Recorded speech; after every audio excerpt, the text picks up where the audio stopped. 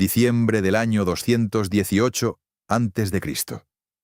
Un ejército romano, el doble de grande que el de su enemigo, cruza un río helado, sin desayunar, muerto de frío, persiguiendo a un puñado de jinetes que huyen. Es una trampa. Y el hombre que la ha tendido lleva semanas esperando este momento exacto, el frío exacto, la hora exacta, el hambre exacta de sus enemigos. Su nombre es Aníbal Barca, y está a punto de darle a Roma la primera gran paliza de su historia. Esta es la batalla del Trebia. La batalla donde un genio convirtió el clima, el hambre y el orgullo de sus enemigos en armas. Para entender el Trebia, hay que entender lo que acababa de pasar unos días antes, junto al río Tesino. Allí, un pequeño choque de caballerías había terminado muy mal para Roma. El cónsul Publio Cornelio Escipión, al mando de las legiones, cayó gravemente herido. Solo la valentía de su propio hijo, un joven de apenas 17 años, lo salvó de morir en el campo de batalla. Ese joven, años después, sería conocido como Escipión el Africano, el hombre que acabaría derrotando al propio Aníbal. Pero eso es otra historia. Escipión, herido y convaleciente, aprendió la lección de golpe. Aníbal no era un bárbaro cualquiera que había cruzado los Alpes por casualidad. Era el general más peligroso que Roma había visto jamás. Su consejo, desde la cama, fue claro: no presentar batalla. Esperar. Dejar que pasara el invierno, que llegaran refuerzos, que Aníbal se desgastara lejos de casa. Paciencia. Pero el mando no era solo suyo. Roma tenía 2 cónsules, y el segundo, un hombre llamado Tiberio Sempronio Longo, no estaba de acuerdo. Sempronio era ambicioso, muy ambicioso, y tenía prisa. Su año como cónsul estaba a punto de terminar. Las elecciones se acercaban, y él quería una victoria gloriosa con su nombre antes de dejar el cargo. No quería compartir el mérito con nadie, y mucho menos esperar a que su colega herido se recuperase para repartirse la gloria. Aníbal, que espiaba constantemente los movimientos romanos gracias a sus aliados galos, conocía perfectamente el carácter de Sempronio. Sabía que tenía delante a un hombre impaciente, orgulloso, deseoso de gloria rápida. Y decidió que ese sería precisamente el arma con la que ganaría la batalla. Estudió el terreno con cuidado. Entre su campamento y el de los romanos corría el río Trebia, crecido por las lluvias de diciembre, de aguas heladas bajando de las montañas. Cerca de la orilla encontró justo lo que necesitaba: un barranco cubierto de matorrales, invisible desde lejos, perfecto para esconder tropas. Allí, en el mayor de los secretos, ordenó a su hermano pequeño, Magón, esconderse durante la noche con 2000 hombres escogidos, 1000 jinetes y 1000 infantes. Debían enterrarse literalmente entre la maleza, sin hacer ruido, sin fuego, soportando el frío glacial de la noche invernal, y esperar la señal. Al día siguiente, antes del amanecer, con sus hombres ya ocultos y temblando de frío en su escondite, Aníbal lanzó el segundo acto de su trampa. Envió a su veloz caballería númida, la más ligera y rápida de todo su ejército, directa contra el campamento romano. No para conquistarlo, solo para provocar. Los jinetes númidas cargaron, lanzaron sus jabalinas, gritaron, y en cuanto los romanos empezaron a organizarse para responder, se dieron media vuelta y huyeron. No hay que olvidar quién era este hombre.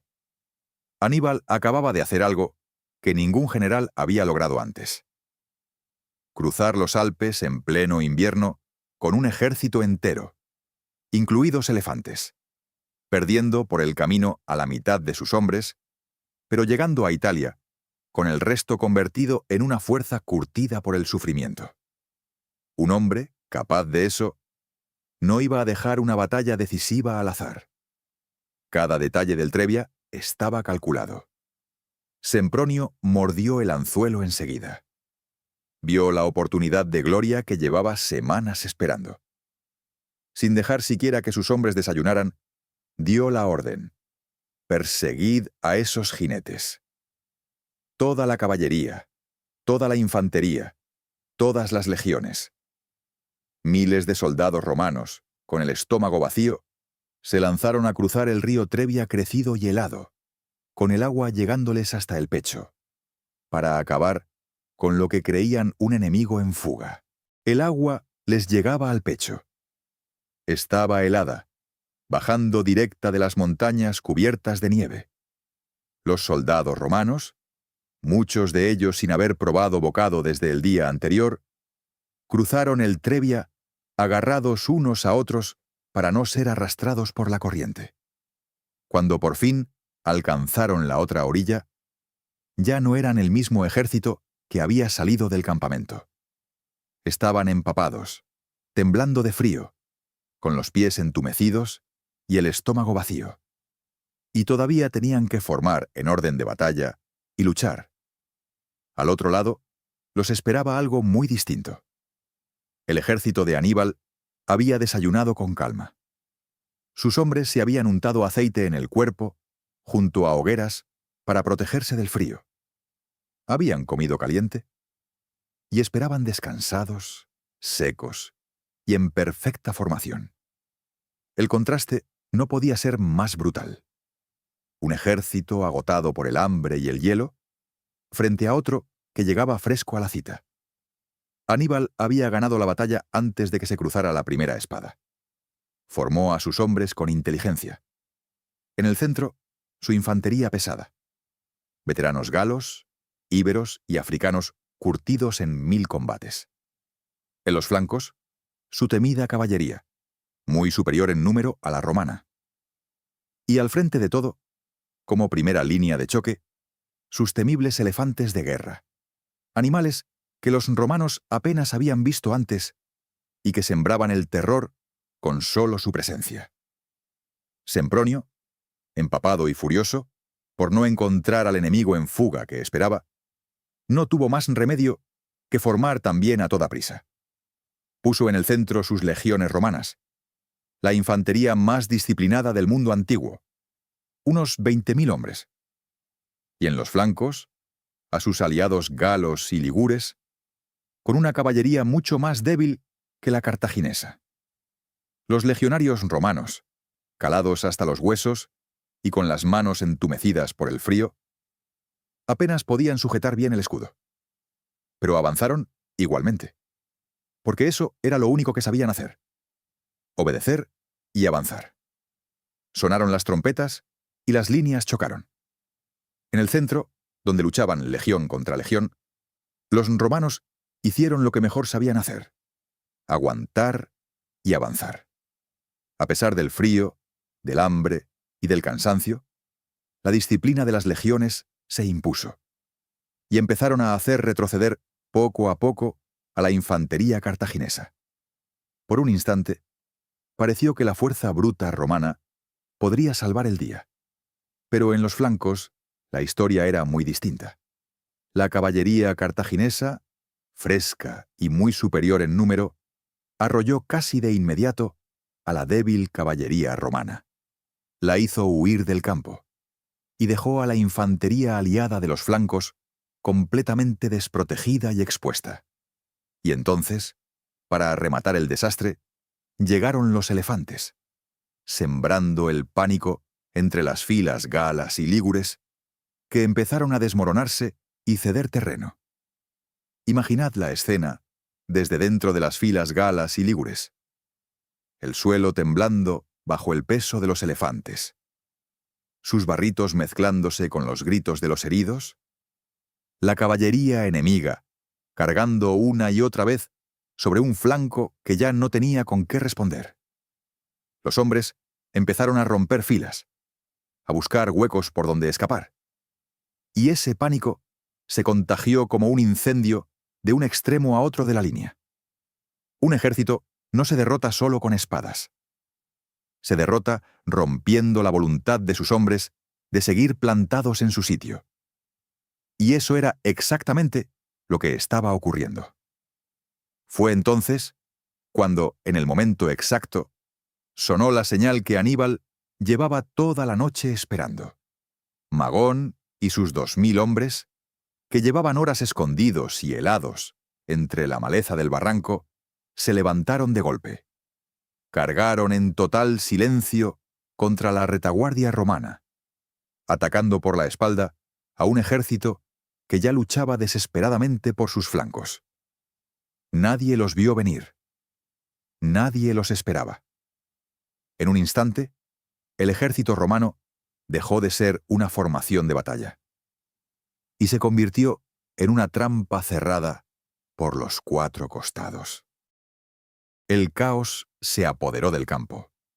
Rodeados por delante, por los lados y por detrás, los flancos aliados, aterrorizados por los elefantes y aplastados por la caballería y la infantería de Magón, se desmoronaron en masa. Miles murieron intentando huir hacia un río que ya no podían cruzar con vida. Fue una masacre. Pero en el centro, algo extraordinario seguía sucediendo.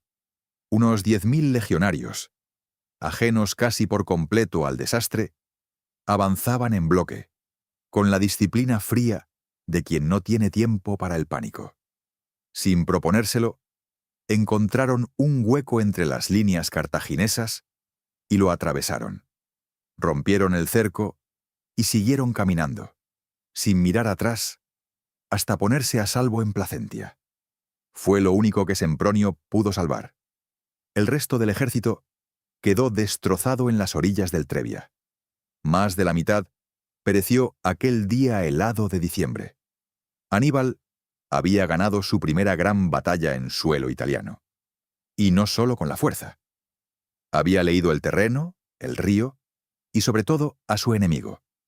Sabía que Sempronio era ambicioso e impaciente, y construyó toda una trampa alrededor de ese defecto.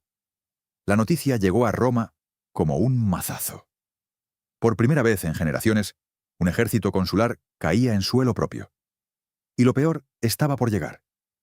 Trebia fue solo el primero de 3 desastres que Aníbal infligiría a Roma en 2 años. Después, Trasimeno.